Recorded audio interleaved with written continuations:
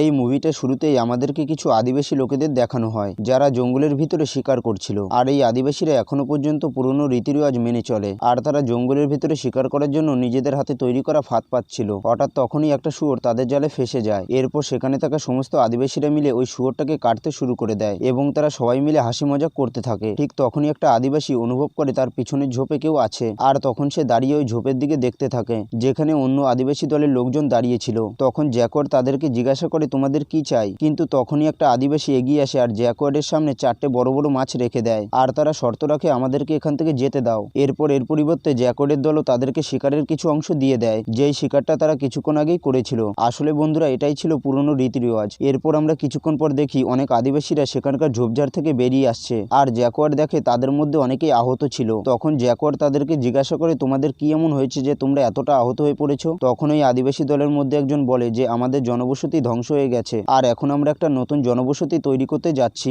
Jacquard তাদের কাছে জানতে চেয়েছিল যে আসলে কি হয়েছিল, আর সে এটা জানার জন্য ওই আদিবাসী লোকটার পিছন পিছন যেতে থাকে। আর জ্যাকওয়ার্ডের বাবা ওই আদিবাসী দলের সর্দার ছিল, তাই জ্যাকওয়ার্ডকে তাদের পিছন পিছন যেতে বারণ করে। কিন্তু জ্যাকওয়ার্ড মনে মনে ভাবছিল ওই আদিবাসীগুলোর সাথে নিশ্চয়ই খারাপ কিছু হয়েছে। এরপর তারা সবাই মিলে তাদের নিজেদের গ্রামে ফিরে যায়, আর তাদের গ্রামের সবাই একটু হাসি মজাকে টাইপের ছিল। এরপর জ্যাকওয়ার্ড যখন রাতে তার পরিবারের সাথে ঘুমোতে যাচ্ছিল তখন সে একটা কুকুরের আওয়াজ শুনতে পায়, আর সে মনে করে নিশ্চয়ই ঘরের বাইরে কেউ আছে, কারণ সে আজকে সকালবেলা ওই আদিবাসীগুলোর ওরকম অবস্থা দেখে তার প্রচন্ড চিন্তা হচ্ছিল। পরের দিন সকালে আমাদেরকে দেখানো হয় বাইরে একটা আদিবাসী দাঁড়িয়েছিল, যাকে দেখতে অনেকটা ভয়ঙ্কর ছিল, আর তার সঙ্গীরা ঝোপঝাড়ের পিছনে লুকিয়েছিল। এরপর এই ভয়ানক আদিবাসীটা যখন ইশারা করে তখন তার সঙ্গীরা হাতে মশাল নিয়ে এগিয়ে আসে। তারপর জ্যাকওয়ার্ড যখন বাইরে আসে তখন সে জ্বলন্ত মশাল দেখতে পায়, আর এটা দেখে সে বুঝতে পারে নিশ্চয়ই কোনো বিপদ আছে। এরপর সে তার পরিবারের সবাইকে নিয়ে সেখান থেকে চলে যায়। তখনই ওই হামলাকারীদের মধ্যে একজন তাকে দেখে ফেলে, কিন্তু জ্যাকওয়ার্ড তাকে প্রাণে মেরে ফেলে। এরপর সে তার পরিবারের সবাইকে নিয়ে একটা কুয়োর পাশে যায়। তারপর সে তার ছেলে আর বউকে একটা দড়ির সাহায্যে আস্তে আস্তে নিচে নামাতে থাকে। তখন হামলাকারীদের মধ্যে একজন জ্যাকওয়ার্ডকে দেখে ফেলে, আর সে দৌড়াতে দৌড়াতে জ্যাকওয়ার্ডের দিকে আসতে থাকে। এরপর জ্যাকওয়ার্ড তার স্ত্রী আর ছেলেকে তাড়াতাড়ি করে কুয়োর নিচে নামাতে থাকে,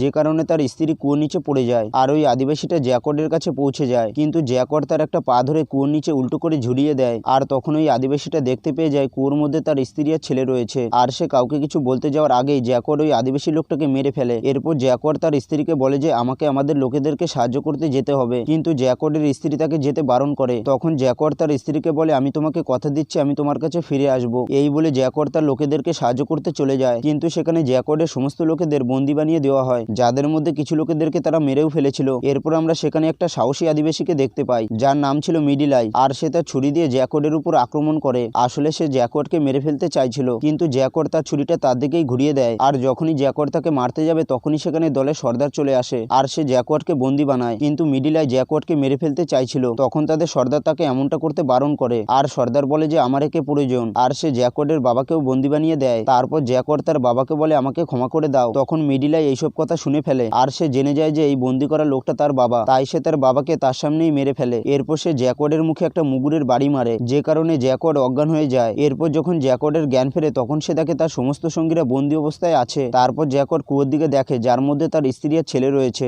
আর জ্যাকওয়ার্ডকে কুয়োর দিকে দেখতে হামলাকারী সর্দারের ছেলে দেখে ফেলে। এরপর সর্দারের ছেলে কুয়োর দিকে গিয়ে দেখে একটা দড়ি ঝুলানো আছে। তখন তার সন্দেহ হয় আর কুয়োর নিচে ঝুঁকে দেখে, কিন্তু সে কাউকে দেখতে পায় না, কারণ জ্যাকওয়ার্ডের ছেলে আর স্ত্রী কুয়োর নিচে থাকা একটা পাথরের নিচে লুকিয়ে পড়ে। এরপর সর্দারের ছেলে কুয়োর নিচে একটা বড় পাথর ফেলে দেয়, কিন্তু তার সত্ত্বেও সে কুয়োর নিচে কোনো কিছুই দেখতে পায় না। এরপর সে কুয়োর ভিতরে ঝুলানো দড়িটা কেটে ফেলে, মানে জ্যাকওয়ার্ডের ছেলে আর স্ত্রী চাইলেও আর উপরে আসতে পারবে না। এরপর তারা ওই বন্দি করা আদিবাসীদেরকে তাদের সঙ্গে নিয়ে যেতে শুরু করে। তখন জ্যাকওয়ার্ড যেতে যেতে তাদের সঙ্গে অন্য আদিবাসীদেরকেও দেখতে পায়, মানে শিকার করার সময় যাদের সাথে তার দেখা হয়েছিল। এরপর তারা একটা লম্বা যাত্রায় বেরিয়ে পড়ে, যেখানে তাদেরকে নদী পার হবার সাথে সাথে উঁচু উঁচু পাহাড় পার হতে হয়। তারপর তারা ওই হিংস্র আদিবাসীদের এলাকায় পৌঁছে যায়, আর তখন তারা ওই জায়গায় অনেক মৃতদেহ পড়ে থাকতে দেখে। মৃতদেহগুলোকে দেখে বোঝা যাচ্ছিল তাদের কোনো অসুখ হয়েছিল, যেটা মানুষকে ছুলেই ছড়িয়ে পড়ে। সেখানে একটা বাচ্চা মেয়েও ছিল, আর সে ওই হামলাকারী আদিবাসীদেরকে বলে খুব তাড়াতাড়ি ভালো সময় আসতে চলেছে, আর বলে দিনের বেলায় অন্ধকার নেমে আসবে, আর এখান থেকে একজন লোক তোমাদেরকে বাইরে নিয়ে যাবে, যার কারণে তোমরা ধ্বংস হয়ে যাবে। তারপর সামনে আমরা একটা গ্রাম দেখতে পাই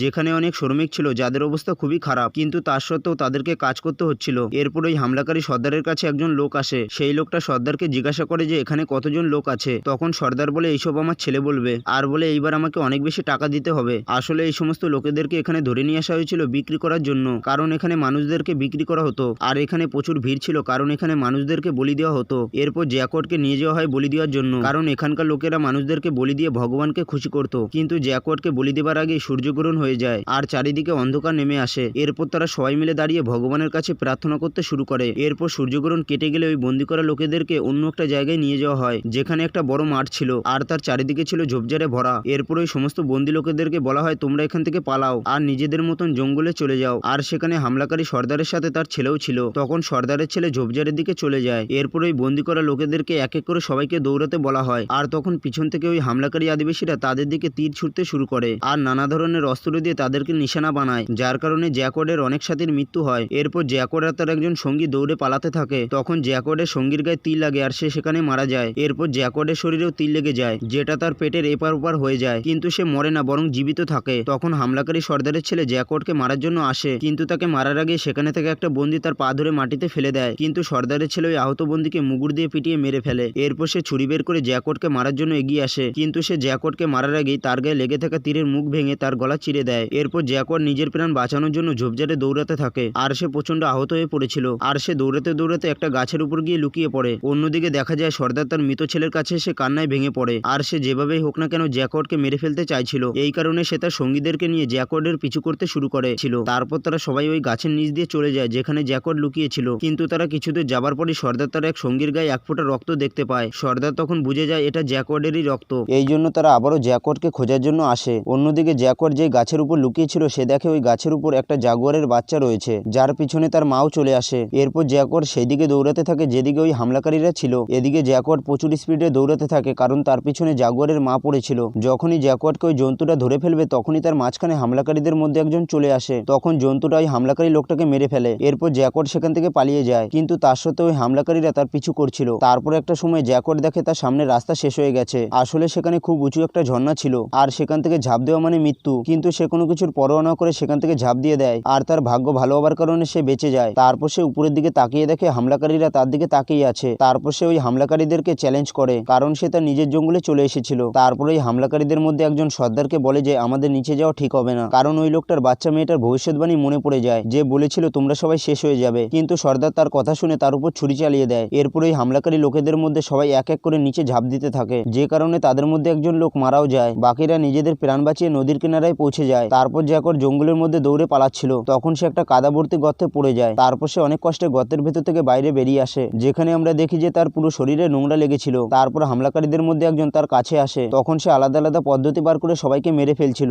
জ্যাকওয়ার্ড সবার প্রথমে ওই হামলাকারীদের উপর একটা মৌচাক ছুঁড়ে মারে। তারপর তার সামনে সেই লোকটা চলে আসে যে তার বাবাকে মেরে ফেলেছিল। তখন সে দেখে তার সামনে একটা হাতিয়ার পড়ে আছে। তারপর তারা দুজনেই ওই হাতিয়ারটার দিকে দৌড়াতে থাকে। তারপর সে হাতিয়ারটার কাছে গিয়ে হাঁটু গেড়ে ওই হাতিয়ারটাকে উঠিয়ে নেয়। তখন ওই হামলাকারীটা হামলা করতে গিয়ে ফসকে যায় আর সেই সুযোগে জ্যাকওয়ার্ড তাকে মেরে ফেলে। এরপর সেখানে বৃষ্টি পড়তে শুরু করে। অন্যদিকে দেখা যায় জ্যাকওয়ার্ডের স্ত্রী আর বাচ্চা কুয়োর মধ্যে ছিল আর কুয়োর মধ্যে আস্তে আস্তে জলে ভরে যাচ্ছিল। এদিকে জ্যাকওয়ার্ড দৌড়াতে দৌড়াতে ওই কুয়োর কাছে পৌঁছে যায়, যেখানে জ্যাকওয়ার্ডের স্ত্রী আর বাচ্চা বলে আমাদেরকে এখান থেকে বার করো। কিন্তু তখনও জ্যাকওয়ার্ডের পিছনে বেঁচে যাওয়া তিনজন হামলাকারী লোক আসছিল, যাদের মধ্যে দুজন আদিবাসী কুয়োর কাছে এসে থেমে যায় আর তারা তখন জ্যাকওয়ার্ডের স্ত্রী আর বাচ্চাকে দেখে ফেলে। এদিকে জ্যাকওয়ার্ড দৌড়াতে দৌড়াতে একটা জায়গায় গিয়ে থেমে যায়। আসলে সে কিছু একটা দেখতে পায়। তখন হামলাকারীদের সর্দার সেখানে পৌঁছে যায় আর জ্যাকওয়ার্ড যেহেতু তার ছেলেকে মেরে ফেলেছিল সেই কারণে সে দূর থেকেই তার দিকে একটা তীর ছুঁড়ে মারে, কিন্তু দুর্ভাগ্যবশত সেই তীরটা জ্যাকওয়ার্ডের হার্টে গিয়ে না লেগে একটু উপরে লাগে। এরপর জ্যাকওয়ার্ড জখম হওয়া সত্ত্বেও নিজের পায়ে উঠে দাঁড়ায় আর ওই হামলাকারী সর্দারকে চ্যালেঞ্জ করে, যার কারণে সর্দার তার হাতে থাকা তীরটা মাটিতে ফেলে দেয় আর হাতে একটা ছুরি বার করে নেয়। এরপর সে জ্যাকওয়ার্ডের দিকে দৌড়াতে শুরু করে। ঠিক তখনই তার একটা পা কোনো কিছুর সাথে ধাক্কা লাগে।